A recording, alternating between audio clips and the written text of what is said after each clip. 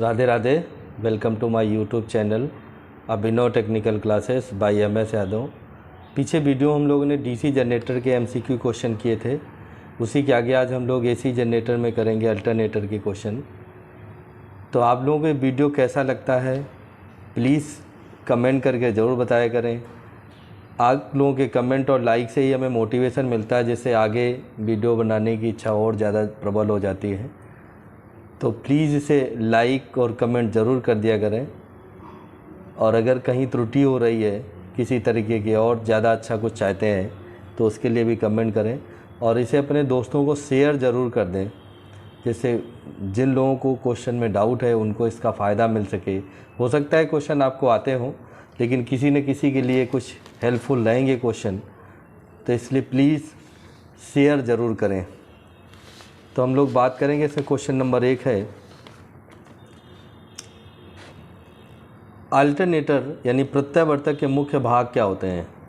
पहला क्वेश्चन है प्रत्यावर्तक के भाग क्या होते हैं। स्टेटर है, बॉडी, स्टेटर या बॉडी, रोटर है, एक्साइटर है, उपरोक्त सभी है। तो इसका आंसर क्या हो जाएगा, उपरोक्त सभी, सारी चीज़ें होती हैं। नेक्स्ट है हमारा AC जनरेटर के फील्ड होते हैं। AC जनरेटर जो होती है उसके फील्ड क्या होते हैं।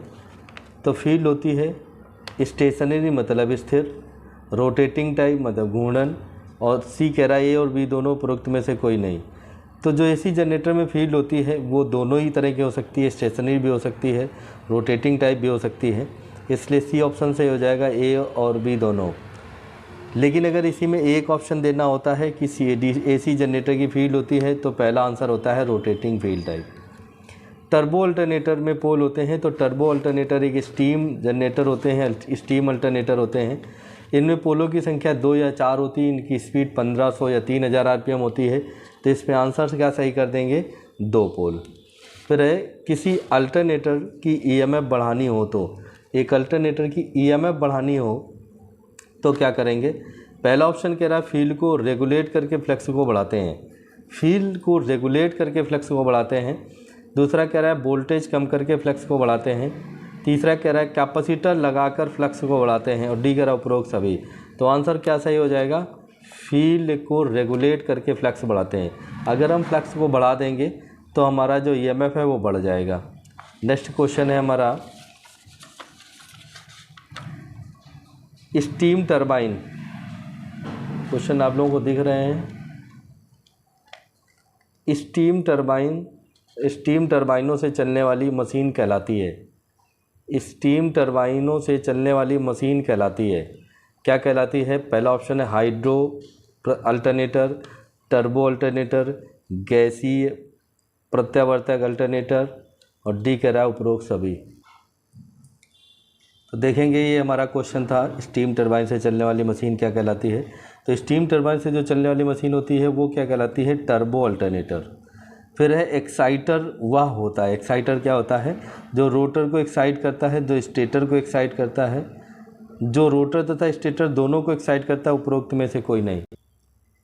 क्वेश्चन है एक्साइटर क्या होता है। तो एक्साइटर रोटर को एक्साइट करता है, जो स्टेटर को एक्साइट करता है, जो रोटर तथा एक्साइटर दोनों को एक्साइट करता है, उपरोक्त में से कोई नहीं। तो ज़्यादातर केस में हमें क्या करना होता है, फील्ड वाइंडिंग रोटर में स्थापित करते हैं। तो इसलिए एक्साइटर का जो काम हो जाएगा रोटर को एक्साइट करना, रोटर में जो फील्ड होती है उसे एक्साइट करना, ए ऑप्शन से हो जाएगा। फिर नेक्स्ट है हमारा अगला क्वेश्चन है एक्साइटर प्रदान करता है। तो एक्साइटर क्या प्रदान करता है, AC सप्लाई, DC सप्लाई। सी कह रहा है A और B दोनों, यानी AC DC दोनों, इनमें से कोई नहीं। तो एक्साइटर जो होता है एक DC शंट जनरेटर होता है जो हमें DC सप्लाई प्रदान करता है।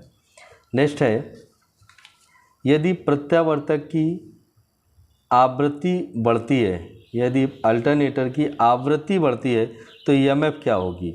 यदि हम फ्रीक्वेंसी बढ़ेगी तो EMF भी बढ़ेगी, अधिक हो जाएगी। अब नेक्स्ट है हमारा क्वेश्चन है अगला, अधिकतर प्रत्यावर्तक में उपयोग की जाती है। अधिकतर मतलब सामान्यतः अल्टरनेटर में उपयोग की जाती है।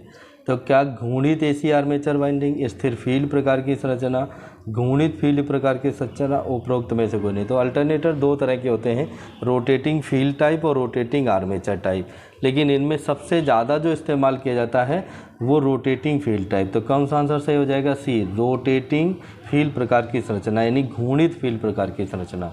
नेक्स्ट है हमारा सिंक्रोनोस्कोप मोटर होती है। सिंक्रोस्कोप एक मोटर होती है जो अल्टरनेटर में इस्तेमाल की जाती है सिंक्रोनाइजेशन के लिए। तो केवल स्टेटर वाउंड होता है, स्टेटर तथा रोटर दोनों वाउंड होते हैं, सिंगल फेज वाइंडिंग होती है उपरोक्त में से कोई नहीं। तो स्टेटर रोटर दोनों ही वाउंड होते हैं, ये आंसर इसका सही होगा। नेक्स्ट है हमारा प्रत्यावर्तक में डीसी जनरेटर कहाँ लगाया जाता है? प्रत्यावर्तक में जो डीसी जनरेटर होता है, जिसे हम शंट जनरेटर कहते हैं, ये एक्साइटर होता है। कहाँ लगाया जाता है? शाफ्ट पर लगाया जाता है। नेक्स्ट है फील्ड एक्साइटेशन बढ़ाने के लिए, फील्ड एक्साइटेशन बढ़ाने के लिए रियोस्टेट को जोड़ा जाता है। फील्ड एक्साइटेशन बढ़ाने के लिए रियोस्टेट को जोड़ा जाता है शंट जनरेटर के फील्ड में, सप्लाई के सर्किट में, आर्मेचर के सर्किट, प्रत्यावर्तक के सर्किट में। बहुत अच्छा क्वेश्चन है। फील्ड एक्साइटेशन बढ़ाने के लिए, फील्ड के एक्साइटेशन को बढ़ाना है तो रियोस्टेट होता है वेरिएबल रजिस्टर। तो वेरिएबल रजिस्टर कहाँ लगाया जाता है, ये क्वेश्चन है। तो वेरिएबल रजिस्टर लगाया जाता है जनरेटर की फील्ड में। कहाँ लगाया जाता है? जनरेटर की फील्ड में, शंट जनरेटर की फील्ड में लगाया जाता है। नेक्स्ट क्वेश्चन है समांतर प्रचालन के लिए एसी पॉलीफेज प्रत्यावर्तकों की डेड डेड डेड समान होनी चाहिए। बहुत अच्छा क्वेश्चन है। समांतर प्रचालन के लिए पैरेलल ऑपरेशन होता है अल्टरनेटर का, दो अल्टरनेटर को पैरेलल में चलाना होता है। तो पॉलीफेज अल्टरनेटर में क्या चीज़ समान होनी चाहिए? ऑप्शन कह रहा है केवीए रेटिंग समान होनी चाहिए, एक्साइटेशन समान होना चाहिए, सी कह रहा है गति समान होनी चाहिए, डी कह रहा है वोल्टेज रेटिंग समान होनी चाहिए। तो ध्यान से देखेंगे, केवीए रेटिंग समान होना ज़रूरी नहीं है, एक्साइटेशन समान होना ज़रूरी नहीं है, गति समान होना ज़रूरी नहीं है। तो यहाँ पर आंसर क्या सही हो जाएगा? वोल्टेज। लेकिन एक और चीज़ समझ लो, इसमें और भी ऑप्शन आते हैं। तो टर्मिनल वोल्टेज समान होना चाहिए, यानी वोल्टेज रेटिंग समान होनी चाहिए, फ्रीक्वेंसी समान होनी चाहिए और फेज सीक्वेंस भी समान होना चाहिए। ये भी ध्यान रखें, फ्रीक्वेंसी समान होनी चाहिए, फेज सीक्वेंस समान होना चाहिए, वोल्टेज रेटिंग। केवीए ज़रूरी नहीं है, स्पीड ज़रूरी नहीं है, एक्साइटेशन ज़रूरी नहीं है। नेक्स्ट है प्रत्यावर्तक का स्टेटर किसके समान होता है? जो अल्टरनेटर होता है उसका स्टेटर किसके समान होता है? तो डीसी जनरेटर के समान होता है, थ्री फेज मोटर के समान होता है, सिंगल फेज मोटर के समान होता है। तो जो स्टेटर होता है वो किसके समान होता है? ये बहुत इंपॉर्टेंट पॉइंट है। प्रत्यावर्तक का स्टेटर किसके समान होता है? तो प्रत्यावर्तक का स्टेटर किसके समान होता है? तो डीसी जनरेटर के समान होता है। तो देखेंगे नेक्स्ट क्वेश्चन है प्रत्यावर्तक के लिए एक्साइटर, अल्टरनेटर के लिए एक्साइटर है shunt motor, series motor, shunt generator, series generator. तो सबसे इम्पोर्टेंट क्या रहता है? एक्साइटर। एक्साइटर क्या काम करता है? उत्तेजन का काम करता है और ये एक डीसी शंट जनरेटर होता है। फिर है प्रत्यावर्तक होता है, अल्टरनेटर होता है एक सिंक्रोनस जनरेटर, एक असिंक्रोनस जनरेटर, अतुल्यकालिक जनरेटर। बहुत इंपॉर्टेंट क्वेश्चन है। तो अल्टरनेटर को हम क्या कहते हैं? सिंक्रोनस जनरेटर कहते हैं, असिंक्रोनस जनरेटर कहते हैं। तो अल्टरनेटर को सिंक्रोनस जनरेटर की श्रेणी में रखा गया है। और क्यों रखा गया है? क्योंकि इसमें एक जो हमारी फ्रिक्वेंसी रहती है वो नियत रहती है, इसलिए हम इसे सिंक्रोनस जनरेटर पे रखते हैं। स्पीड भी इसकी कांस्टेंट रखते हैं, क्योंकि फ्रिक्वेंसी हमें नियत चाहिए होती है, तो इसलिए स्पीड कांस्टेंट रहेगी, इसीलिए इसे सिंक्रोनस जनरेटर के लिए रखा जाता है। और सिंक्रोनस जनरेटर में क्वेश्चन और पूछा जाता है किस मोटर का प्रयोग किया जाता है प्राइम मूवर के रूप में, तो उससे आंसर देते हैं सिंक्रोनस मोटर। तो नेक्स्ट है भारत में शक्ति संयंत्रों के लिए बड़े आकार के प्रत्यावर्तक का निर्माण। तो जो पावर प्लांट होते हैं इनमें जो बड़े आकार के अल्टरनेटर का प्रयोग किए जाते हैं, इनका निर्माण किस संगठन, ऑर्गेनाइजेशन के द्वारा किया जाता है? अल्टरनेटरों का निर्माण किस संगठन, ऑर्गेनाइजेशन के द्वारा किया जाता है? ये क्वेश्चन पूछा गया है।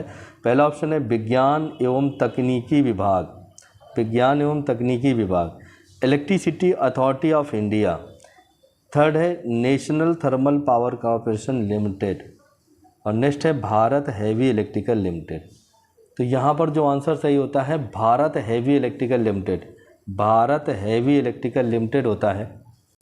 नेक्स्ट क्वेश्चन है बड़े प्रत्यावर्तकों में, बड़े अल्टरनेटर में उत्पादित वोल्टेज की आवृत्ति होती है तो अल्टरनेटर चाहे छोटा हो, ये तो केवल कन्फ्यूजन के लिए बड़े अल्टरनेटर की बात कर देता है। अल्टरनेटर चाहे छोटा हो, चाहे बड़ा हो, चाहे मीडियम हो, उत्पादित जो वोल्टेज की फ्रिक्वेंसी रहती है वो इंडिया में फिक्स है 50 हर्ट्ज़। अब कह रहा है अल्टरनेटर प्रत्यावर्तक में प्रति फेज़ उत्पादित वोल्टेज किसके समानुपाती होता है। जो अल्टरनेटर में प्रति फेज़ उत्पादित वोल्टेज है किसके समानुपाती होता है, यानी डायरेक्टली प्रोपोर्शनल होता है। कॉइल में टर्नों की संख्या के बिल्कुल सही है, कॉइल में टर्न जितने ज़्यादा होगी वोल्टेज उतना ही ज़्यादा होगा। प्रति पोल फ्लक्स जितना ज़्यादा होगा वोल्टेज उतना ही ज़्यादा होगा। तरंग की आवृत्ति फ्रिक्वेंसी ज़्यादा होगी तो भी वोल्टेज ज़्यादा होगा। तो इसका आंसर सही हो जाता है डी, उपरोक्त सभी। फिर है समुन्नत पोल को इंग्लिश में कहते हैं सैलिएंट पोल। प्रारूपीय अल्टरनेटर की गति होती है, जैसे अभी हमने कहा था बेलनाकार जो सिलेंड्रिकल पोल होते हैं ये 4 और 2 पोल वाले होते हैं, इनकी स्पीड 1500 से 3000 आरपीएम होती है। और जो सैलिएंट पोल होते हैं इनकी अधिकतम स्पीड 1000 होती है, 500 भी हो सकती है, लेकिन 1500 3000 नहीं हो सकती। अब इसमें 2 ऑप्शन मिल रहे हैं, 500 मिल रहा है, 1000 मिल रहा है, तो इसमें क्या लगाएंगे। बहुत इंपॉर्टेंट क्वेश्चन रहता है, बहुत कन्फ्यूजन होता है इसमें। सैलिएंट पोल में दोनों ही गतियाँ सैलिएंट पोल की हैं, 500 आरपीएम भी है और 1000 आरपीएम भी है। तो हमने पीछे जैसे बताया था तुम्हें कि अगर बेलनाकार रोटर कह दे तो बेलनाकार में गति 1500 भी हो सकती है, 3000 भी हो सकती है। तो मैक्सिमम गति की बात करेंगे तो मैक्सिमम जैसे बेलनाकार की मैक्सिमम गति लेते 3000 आरपीएम, 1500 नहीं लेते। उसी तरीके सैलिएंट पोल में 500 और 1000 में क्या आंसर सही करेंगे, 1000 आरपीएम। अब अगला है हमारा 8 पोल अल्टरनेटर 900 आरपीएम पर घूम रहा है, तब आवृत्ति ईएमएफ की उत्पादित ईएमएफ की आवृत्ति होगी, ये क्वेश्चन है। एक 8 पोल अल्टरनेटर है, क्वेश्चन देखेंगे, एक 8 पोल अल्टरनेटर 900 आरपीएम पर घूम रहा है, तब उत्पादित ईएमएफ की आवृत्ति क्या होगी। बड़ा इजी तरीका रहता है इसको याद करने का। फार्मूला लगाते हैं F बराबर Pn/120, NS बराबर 120/P से ये फार्मूला आता है। तो P का मान दिया गया है 8 पोल है और N है हमारे पास 900, 120। तो इसको जब हल करेंगे तो ये हमारा हो जाएगा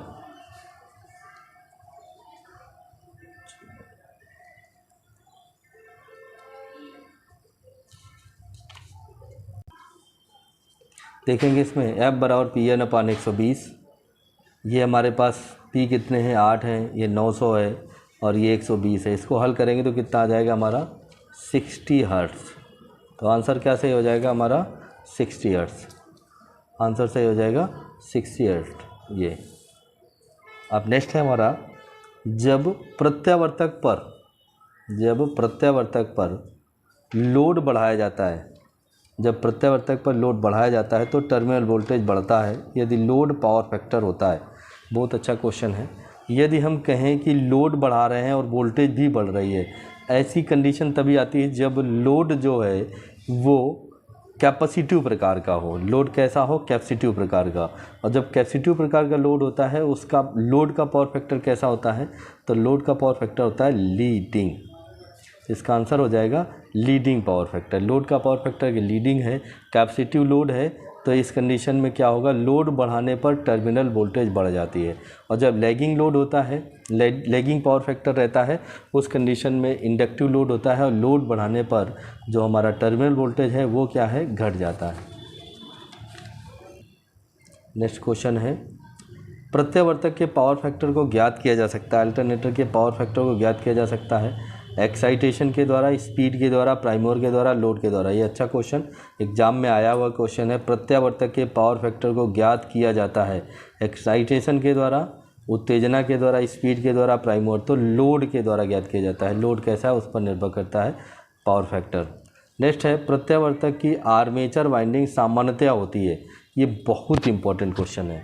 प्रत्यावर्तक की आर्मेचर वाइंडिंग सामान्यतया होती है। जो आर्मेचर वाइंडिंग होती है ये वो वाइंडिंग होती है जिसमें विद्युत वाहक बल उत्पन्न होता है, तो वो एसी वाइंडिंग होती है। और एसी वाइंडिंग जो होती है वो ओपन कॉइल वाइंडिंग होती है।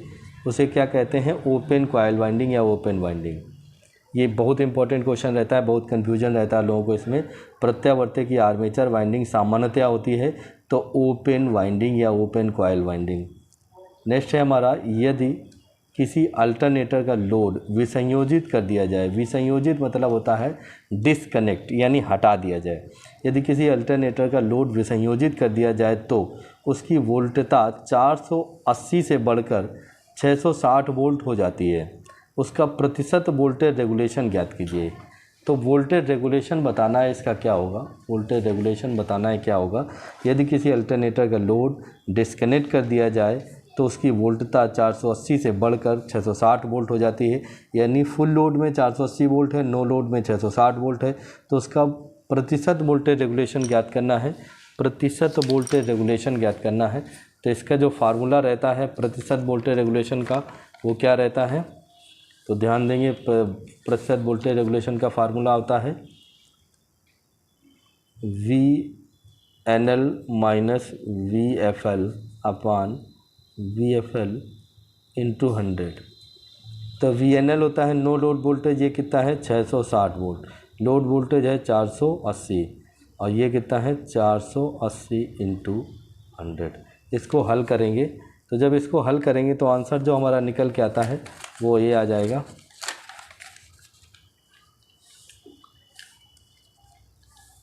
इसको हल करने पर जो आंसर आएगा वो 37.5 आता है, 37.5 आता है। 37 पॉइंट, इसको जब हल करोगे तो 37.5 आ जाएगा। तो ये हमारा हो जाएगा। तो देखेंगे इसमें, इसको जब अगर हटा देंगे तो कितना आ जाएगा 180/480 इंटू हर। इसको हल कर देंगे 37.5% आता है। इसका आंसर सही हो जाएगा 37.5%। अब हमारा नेक्स्ट है आगे, उच्च क्षमता के अल्टरनेटर प्रयुक्त रोटर में प्रयुक्त सॉफ्ट बियरिंग होती है। बहुत इंपॉर्टेंट क्वेश्चन है। तो जो उच्च क्षमता के अल्टरनेटर होते हैं वो हमारे कमर्शियल अल्टरनेटर होते हैं, जो सब स्टेशनों, जनरेटिंग स्टेशन में लगाए जाते हैं। तो उच्च क्षमता के अल्टरनेटर प्रयुक्त जो रोटर बेयरिंग होती है वो कौन सी होती है, general bearing, roller bearing, ball bearing, Bush bearing. तो ये जनरल बेयरिंग होती है। अल्टरनेटर में जो प्रयोग की जाती है वो जनरल बेयरिंग होती है बड़े अल्टरनेटर के लिए। ये बहुत इंपॉर्टेंट क्वेश्चन है, इसको ध्यान रखें। अगला है, अल्टरनेटर के क्षेत्र को उत्तेजित करने के लिए रोटर पर उपलब्ध स्लिप की संख्या कितनी होती है। तो क्या कह रहा है, अल्टरनेटर के क्षेत्र को, फील्ड को उत्तेजित करने के लिए केवल 2 ही स्लिप रिंग की आवश्यकता होती है, एक पॉजिटिव के लिए एक निगेटिव के लिए। तो आंसर कितना हो जाता है 2। इसी में और भी क्वेश्चन पूछ लेता है, कह देता है कि रोटेटिंग आर्मेचर टाइप अल्टरनेटर में स्लिप रिंग की संख्या कितनी होती है। तो इसके लिए सामान्यतया 4 आती हैं। 3 फेस है तो सामान्यतया 4 आती हैं। लेकिन अगर इसी में कह दे कि 3 फेस जो अल्टरनेटर है बैलेंस लोड के लिए है, तो बैलेंस लोड में केवल 3 फेस होते हैं, न्यूट्रल नहीं होता है, तो वहाँ पर 3। तो ज़्यादातर अगर हम केवल इतना ही कह दें कि अल्टरनेटर में स्लिप रिंग की संख्या कितनी होती है, अब वो ना रोटेटिंग कहे, ना फील्ड कहे, रोटेटिंग ना कहे, ना आर्मेचर कहे, तो भी हम ज़्यादातर मानते हैं रोटेटिंग फील्ड टाइप, वो आंसर लगा देंगे 2। अगला क्वेश्चन है, अल्टरनेटर में स्टेटर कोर की परतों की धातु क्या होती है। तो स्टेटर जो कोर होती है हमेशा किसकी बनी होती है, सिलिकॉन स्टील की। तो ये ध्यान दें, ये क्वेश्चन आप लोगों को कैसे लगे इसके लिए आप कमेंट करके बताएं कि ये क्वेश्चन हमें सही लगे या नहीं सही लगे। इसमें और भी कुछ इंपॉर्टेंट क्वेश्चन और भी हम कराएंगे। और इस वीडियो को ज़्यादा से ज़्यादा प्लीज़ शेयर ज़रूर करें, जिससे बहुत सारे लोगों को इसका फ़ायदा मिल जाए। Thank you.